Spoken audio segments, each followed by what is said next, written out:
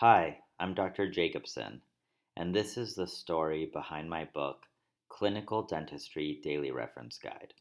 During undergrad, I was a pre-dental student, having to take all of those required courses to apply to dental school and the DAT exam. I thought I'd just have to get through these classes and then get into dental school, graduate, and then I'd be this confident and competent dentist. Pretty soon I learned it was not that simple and how I longed for a mentor. But there were none in sight. I realized I have to be self-reliant. So I came up with a mantra. I taped it to the back of my front door. My mantra was to learn from every patient encounter. Every day after school, I'd go home and reflect on the day, jotting down notes. I'd ask myself, what went well today? What did not go well today? What will I do differently next time? What to say to patients? What not to say to patients? I would research answers to my patients' questions, along with answers to my own questions. I called these my daily lessons. After graduating dental school, I knew I needed more training. So I pursued a general practice residency and went to USC. I knew that people are living longer these days, with comorbidities and a long list of medications. In school, we took an oath to do no harm to our patients. With a general practice residency, you learn how to provide dental care to the most medically compromised patients in a hospital setting. And again, each night I would go home and write my daily lessons. Then I embarked on the job search. How I longed for a mentor. I looked for practice opportunities in urban, coastal, desert, rural, and that's where I ended up, at a small clinic, working out of 2 chairs. In dental school, we have 1 patient in the morning and 1 in the afternoon. But this was the real world. Just looking at the morning schedule, there would be a patient booked every hour, along with a second column of patients. This was referred to as a major column and a minor column. The patient scheduled for a filling was requesting nitrous. The patient scheduled for an extraction had a history of radiation treatment to the head and neck. The toothache was a 40-pound child that needed amoxicillin in liquid form. The next toothache was a 12-year-old that had fallen off of a skateboard with an avulsed tooth, followed by a patient with a broken denture. Suddenly, everything seemed overwhelming. And this was only Monday morning. The clock was ticking. What do I do? It was just so much. I wanted to go home, get under the blankets, and turn off the lights and hide. But I couldn't do that. I had to face the patients. Between every patient, I would run to my office and hop on the computer, Googling dental trauma guidelines, looking at my books, searching and searching through so many books and notes from dental school, phone apps, what anesthetic is safe on a pregnant woman, what are the treatment modifications for someone on dialysis. It's been 2 years since I've done nitrous. What are all the steps for nitrous sedation? What am I looking at on the pano?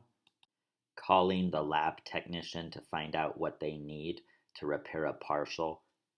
How do I calculate the dose of this medication for a child in liquid form? In which scenarios do we use a space maintainer? What stage of periodontal disease is this? What is the access shape on a second molar for endo? All this is very time consuming.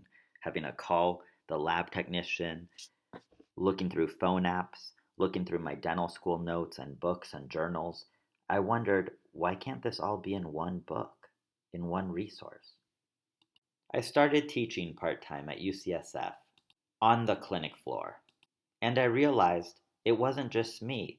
The students felt the same way. They had so many questions, just like I did. Again, I wondered, why can't this all be in one book? The philosopher Plato said necessity is the mother of invention. But there was no resource like this that existed. One evening while watching TV, I honed in on my bookshelf, scanning the names of the publishing companies of different dental books. I turned on the lights and went to my desk, and decided I've got to write this book. I pitched my idea to several publishing companies, and Wiley was interested. After a rigorous vetting process, I received a contract to write my textbook. So began this journey, compiling all the daily lessons from dental school, general practice residency, daily lessons from practicing dentistry, clinical pearls gathered from continuing education courses, textbooks, journal articles, including real-life patient questions, such as, if you hit the nerve, what is the % chance I will need a root canal? How much glue should I put on my dentures? Thanks for the prescription. Can I take this medicine on an empty stomach?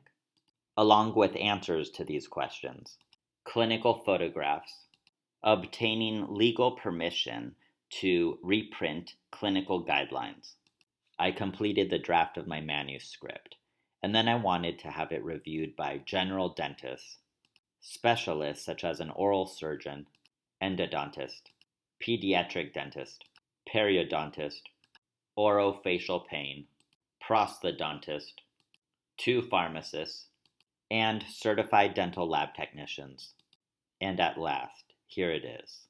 Clinical Dentistry Daily Reference Guide.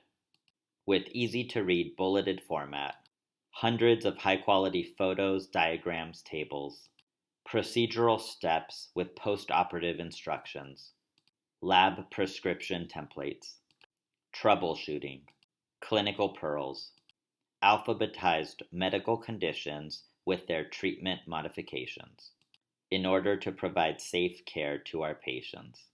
I also created tables that don't exist anywhere else, converting medications into the pediatric dosage in pill, chewable, and liquid form, dental traumatology guidelines, and much more.